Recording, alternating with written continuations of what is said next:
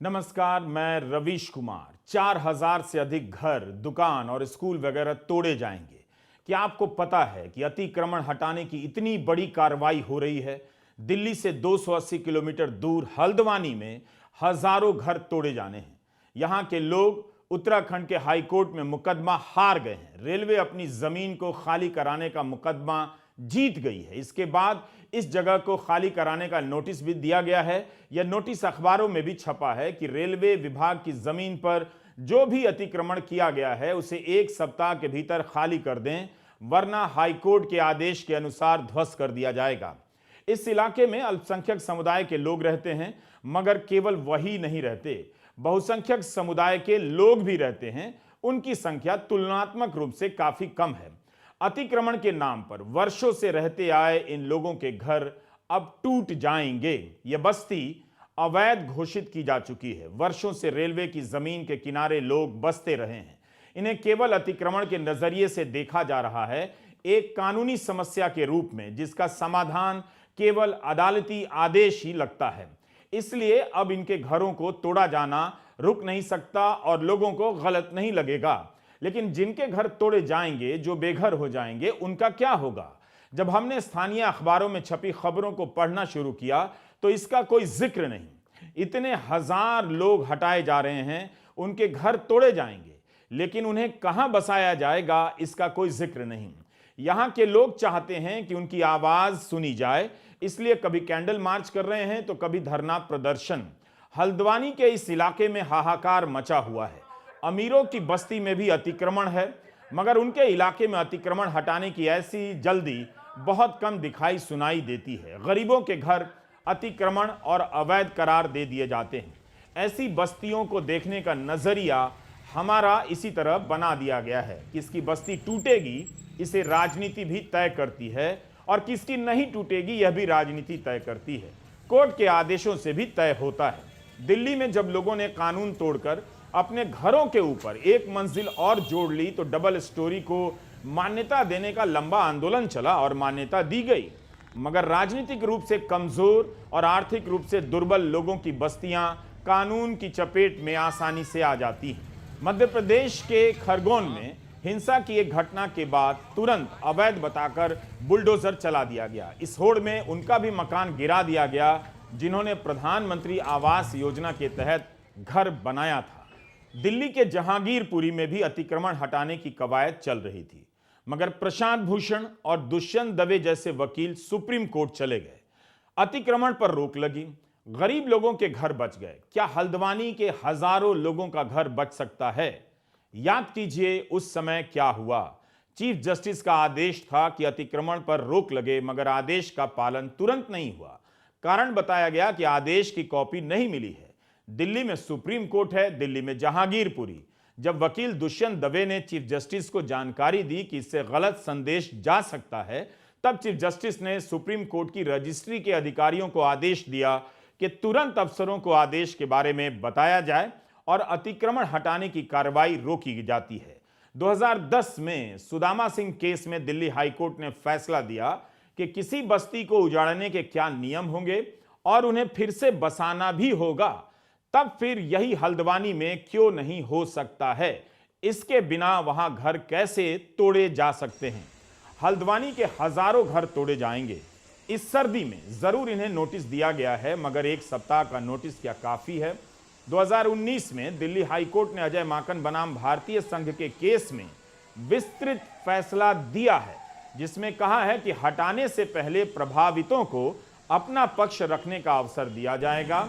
हमें लगता है कि उत्तराखंड के मामले में दिया गया है। सभी प्रभावित लोगों को नोटिस जारी करना होगा, यह अजय माकन केस में कहा गया है, जो पर्याप्त हो और तर्क संगत हो। यह भी बताना होगा कि कहां और कितने समय में बसाया जाएगा। खराब मौसम या रात के वक्त किसी को नहीं हटाया जाएगा। कड़ाके की सर्दी में रेलवे की जमीन पर बने इन घरों को तोड़ा जाएगा तो हजारों लोग इस वक्त कहां जाएंगे? दिल्ली हाईकोर्ट के आदेश के हवाले से क्या यह सवाल हल्द्वानी के मामले में जायज नहीं है कि इन लोगों को बताना होगा कि कहां और कितने समय में बसाया जाएगा? अतिक्रमण के साथ केवल उजाड़ने के सवाल नहीं है, फिर से बसाने के भी सवाल हैं। उनका क्या इंतजाम हुआ है? बरसों से बसे ये मोहल्ले अब ध्वस्त कर दिए जा सकते हैं। गरीब और मेहनत मजदूरी और अपना कारोबार करने वालों की जीवन भर की पूंजी मिट्टी में मिल सकती है। हल्द्वानी के इन घरों की किस्मत दिल्ली के जैसी नहीं लगती। दिल्ली की अवैध बस्तियों को नियमित करने की लंबी राजनीति चली। यह राजनीति इसलिए चली कि लाखों लोगों के वोट चाहिए थे। यहां किसी को अतिक्रमण और अवैध बस्तियों को हटाने की चिंता नहीं हुई, बल्कि खुद मोदी सरकार ने 2019 में 1731 अवैध कॉलोनियों को नियमित करने के लिए संसद में कानून पास किया, ताकि इन बस्तियों के लोग अपने मकानों की रजिस्ट्री करा सकें। दावा किया जाता रहा कि यहां रहने वाले 40 लाख लोगों को पट्टे दिए जाएंगे। यही किस्मत हल्द्वानी के इन मकानों की क्यों नहीं हो सकती है? यह कैसा इंसाफ है कि एक तरफ 40 लाख लोगों की बस्तियों को तोड़ा नहीं जाता है, उन्हें अवैध से वैध कर दिया जाता है, और एक तरफ हल्द्वानी में हजारों लोगों के घर तोड़े जाने के कगार पर हैं। बल्कि मेरी राय में दिल्ली में बहुत अच्छा हुआ कि अवैध बस्तियों को तोड़ा नहीं गया। इतने लोग कहां जाते? इसलिए मेरा सवाल है कि हल्द्वानी में इतने लोग कहां जाएंगे? क्यों इनके मकान तोड़े जा रहे हैं? गरीबों की आवाज राजनीतिक स्तर पर क्यों नहीं सुनी जा रही है? यह साधारण मामला नहीं है। 4000 मकान तोड़े जाएंगे। इसी तरह गुरुग्राम में याद कीजिए, खोरी गांव में क्या हुआ? 5000 घर तोड़े जाने थे। जंगल की जमीन पर लोगों ने घर बना लिए। ये मकान भी सुप्रीम कोर्ट के आदेश से ही तोड़े जाने थे, मगर कोर्ट ने पूरा ध्यान रखा कि इन लोगों को कहीं और भी बसाया जाए। स्थायी मकान बन जाने से पहले अस्थायी तौर पर रखा जाए, किराया दिया जाए। ऐसी जगह हो जहां पर घर मिले तो पानी हो, शौचालय हो और बिजली की व्यवस्था हो। इसके लिए फरीदाबाद नगर निगम से कहा गया कि कब तक यह काम होगा, हलफनामा दीजिए। जिन लोगों को घर मिला वे फिर सुप्रीम कोर्ट जा सके कि घर रहने लायक नहीं है। फिर भी इन लोगों को तुरंत बसाने पर भी जोर दिया गया। क्या हल्द्वानी में इसकी तैयारी की गई है कि हजारों घर तोड़े जाएंगे तो इन्हें सरकार कहां मकान देगी, कब मकान देगी, कहां पर फिर से स्कूल बनेंगे? जिनके स्कूल टूटेंगे वे बच्चे कहां पढ़ेंगे? 2017 में भी हाई कोर्ट ने रेलवे की जमीन पर बसी इस बस्ती को तोड़ने के आदेश दिए थे, हल्द्वानी में ही। लेकिन उत्तराखंड सरकार सुप्रीम कोर्ट चली गई। इस वक्त उत्तराखंड सरकार सुप्रीम कोर्ट क्यों नहीं जा सकती है? उस वक्त सुप्रीम कोर्ट ने हाई कोर्ट के आदेश पर रोक लगा दिया। हल्द्वानी की रेलवे की जमीन पर बसे इन घरों में रहने वाले लोगों की नींद उड़ गई है। वे मीडिया चिल्ला रहे हैं, धरना प्रदर्शन कर रहे हैं, चाहते हैं कि दिल्ली तक उनकी आवाज पहुंचे, लोगों की नजर पहुंचे। यह मामला सिर्फ अल्पसंख्यक समुदाय का नहीं है। अगर आप इसे देश भर के स्तर पर देखें तो चाहे बहुसंख्यक हो या अल्पसंख्यक हो, अतिक्रमण हटाने के नाम पर उनके ही मकान शिकार होते हैं।